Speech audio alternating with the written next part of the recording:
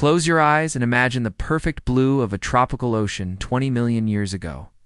The water is warm, crystal clear, and teeming with life. As you look down into the sun-dappled depths, a shadow begins to emerge. At first, it looks like a submarine, dark and hulking, gliding effortlessly through the water. But this isn't steel and rivets. It is flesh, cartilage, and raw, predatory ambition. This is the Otatus Megalodon, the largest shark to ever cruise our planet's oceans, and arguably the most formidable predator the world has ever seen. We often think of the Megalodon as just a giant great white, but that is like calling a nuclear icebreaker a fancy rowboat. The Megalodon was a biological masterpiece that reigned supreme for over 20 million years. And its life story is one of incredible growth, terrifying power, and a spectacular fall from grace. Every legend has to start somewhere, and for the Megalodon, life began in the nurseries. These weren't quiet, peaceful cribs, but shallow, warm coastal waters, often located in what are now parts of Florida, Maryland, or Panama. Even at birth, the Megalodon was a giant among men.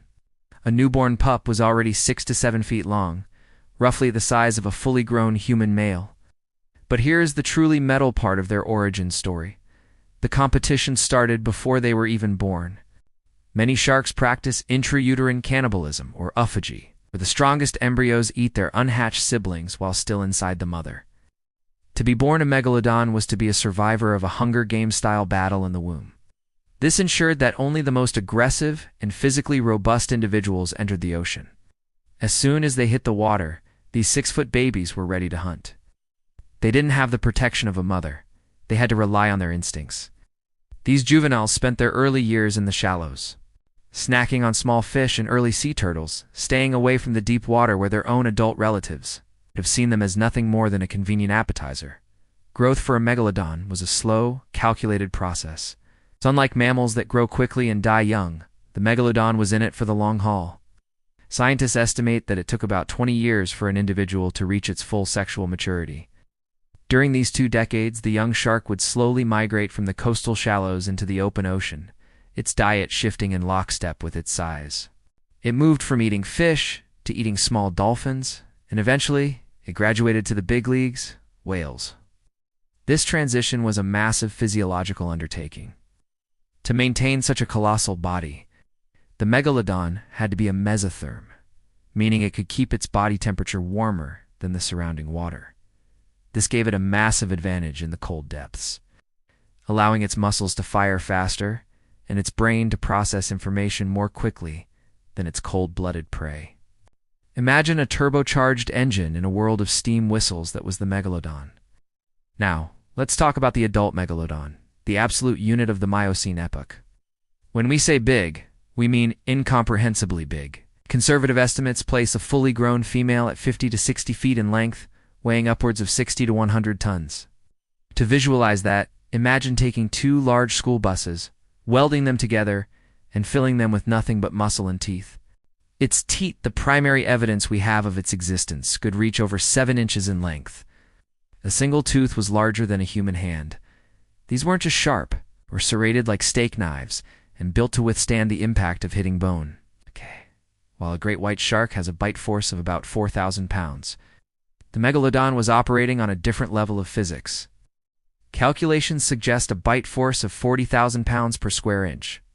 That is enough to crush a small car as easily as you would a soda can. It didn't just bite its prey, it deleted it. The hunting strategy of a Megalodon was a testament to its tactical intelligence. It would often strike from below, targeting the fins and tails of large whales to immobilize them. Once the whale was unable to swim, the shark would move in for the kill, aiming for the ribcage. It had the power to bite through the whale's ribs and puncture its heart and lungs in a single chomp. This was a necessity, not a luxury. A whale is a massive thrashing animal that could injure a shark if the shark wasn't careful. By using its sheer mass to ram its prey and its bite to paralyze it, the Megalodon remained the undisputed heavyweight champion of the world for millions of years. But being the king comes with a very high utility bill. A creature this size needs a staggering amount of calories just to stay alive. Megalodon likely needed to consume around 2,500 pounds of food every single day.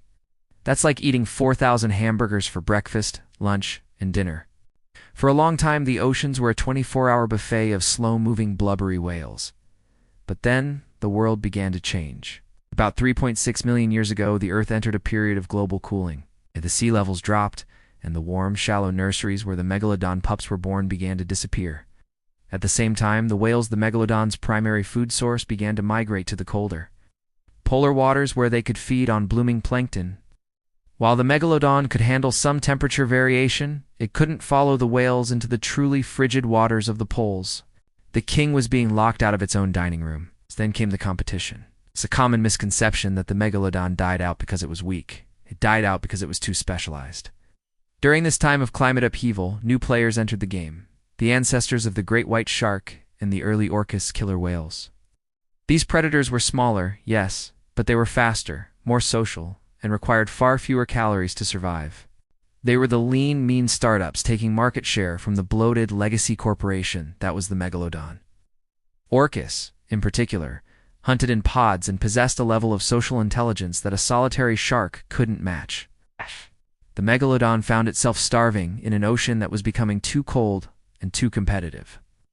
By the end of the Pliocene, the shadow of the abyss had faded.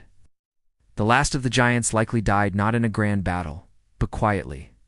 As the last few individuals failed to find enough food to support their massive frames. But the legend of the Megalodon refuses to die. We see it in movies. We hear rumors of giant shadows in the Mariana Trench, and we wonder, could it still be down there? The short, logical, and somewhat disappointing answer is no. The deep ocean is far too cold and has far too little food to support a 60-ton super predator that requires warm water to breed. If the Megalodon were still alive, we would see the bite marks on whales, and we would see the carcasses. The Megalodon is gone, but its legacy is etched into every whale bone we find with those massive serrated gouges. So what happened to the lineage? Well, the Megalodon itself was an evolutionary dead end. Its cousins moved on. For a long time, we thought the great white was its direct descendant. But DNA and fossil evidence suggests they are more like distant relatives who took different paths.